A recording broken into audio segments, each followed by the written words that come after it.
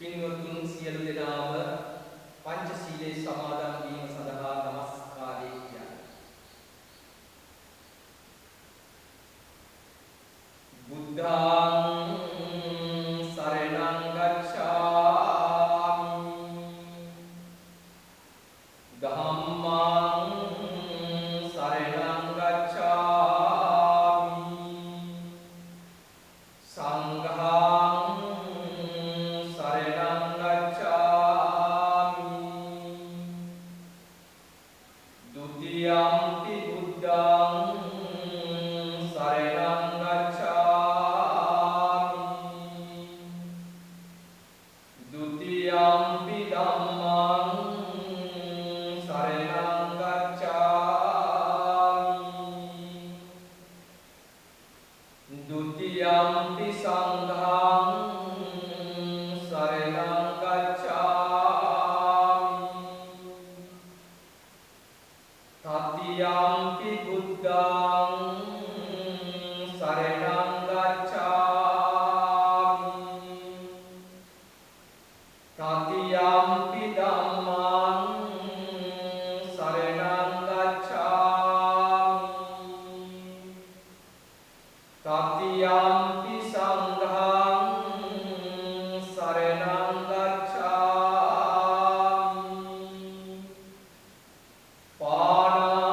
පාණාතිපාතා වේරමණී සික්ඛාපදං සමාදියාමි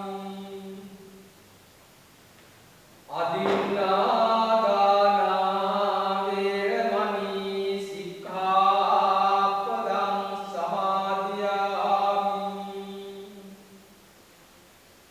කාමේසු මිච්ඡාචාරා වේරමණී සික්ඛාපදං සමාදියාමි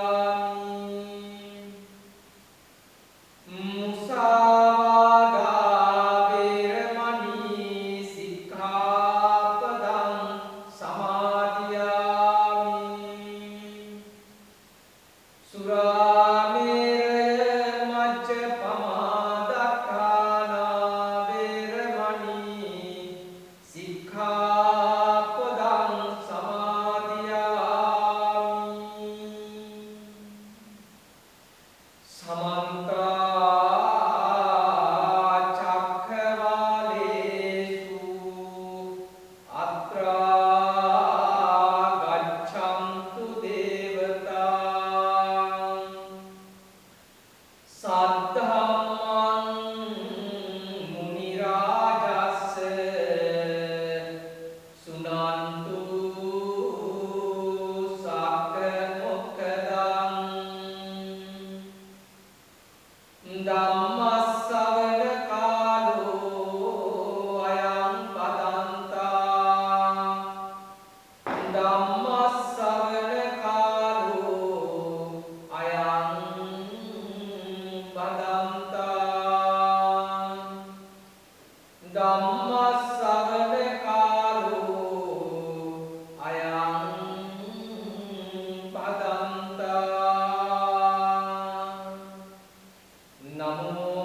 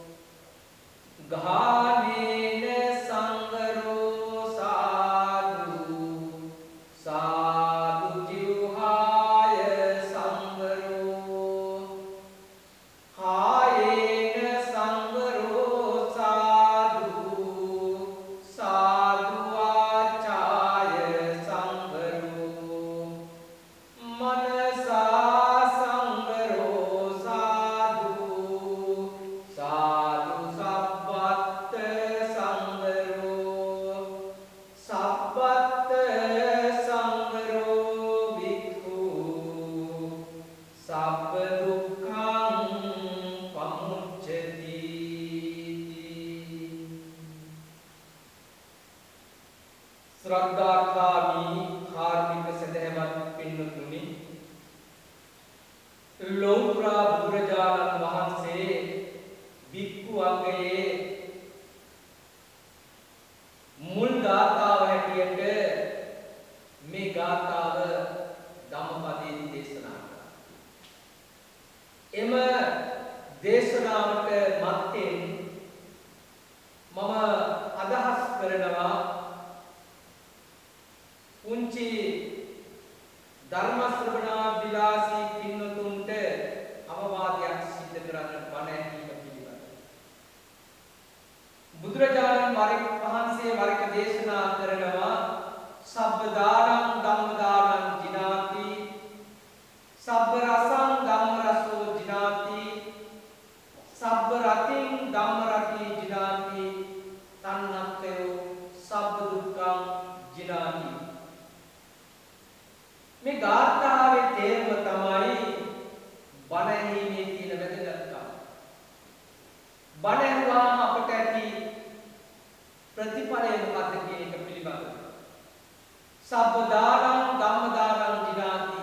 මේ ලෝකේ අපි දෙන සියලු දේකම වඩා වටිනාම දේ තමයි බණපදයක් කාට හරි අහන්න සලස්වනවා. ඒක තමයි යුතුය. දෙවන කාරණාව තමයි සබ්බ රසං ධම්ම රසෝ ජිනාති. අපි මේ ලෝකේ නොඑක ආකාරයේ රස විඳින්නේ කරනවා. කනෙන්, නාසයෙන්, දිවෙන් ආදී වශයෙන් නොඑක ආකාරයේ රස විඳිනයන් කරනවා. ඒ රස විඳිනයන් අතර පළමු රසය තමයි ධර්ම රසය. ධර්ම රසයේ කවුරුහරි විඳින්නට පුළුවන් නම් ඒ ධර්ම රසයේ තරම් වටිනාකමක් රසයක් දැනෙන්නේ නැහැ වෙනත් දෙයක.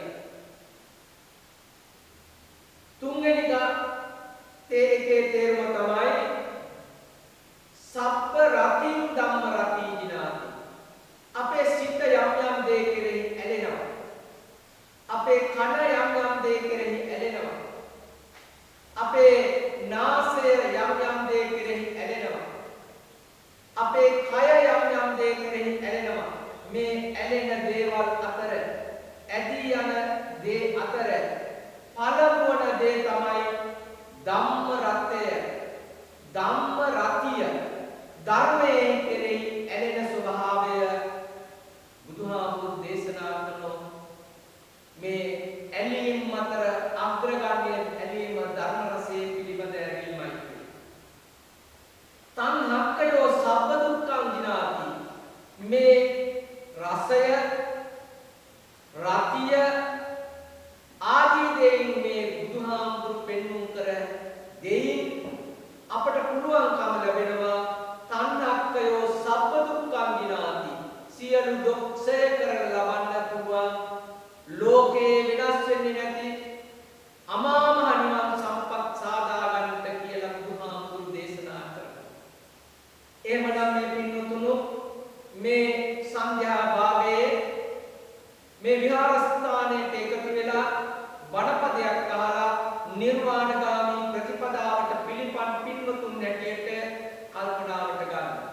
ඒක තමයි සංසාරයේ අපේ ජීවිතේ උතුම් වූ පින්කමක් කරගත්තා කියලා සතුටු වෙන්න. මම ඊළඟට අදහස් කරනවා මා මාතෘකා කර ගාථාවට අනුව ඒ ගාථාවට අඩංගු අතීත කතාව සිහිපත් කරන්න. බුදුරජාණන් වහන්සේගේ සමයේ භික්ෂුන් වහන්සේලා 4 නමක් හිටියා. මේ 4 දෙනා 5 නමක් හිටියා. මේ 5 නම එක එක දේ කෙරෙහි ඇලොම් කරා. ඒ එකක් තමයි එක භික්ෂුවක් තමයි ඇස සංවර කරනවා. ඇසට ගලායන ලෝභයන්, ඒ වගේම ආවේගශීලී ස්වභාවයන්, ද්වේෂයන්,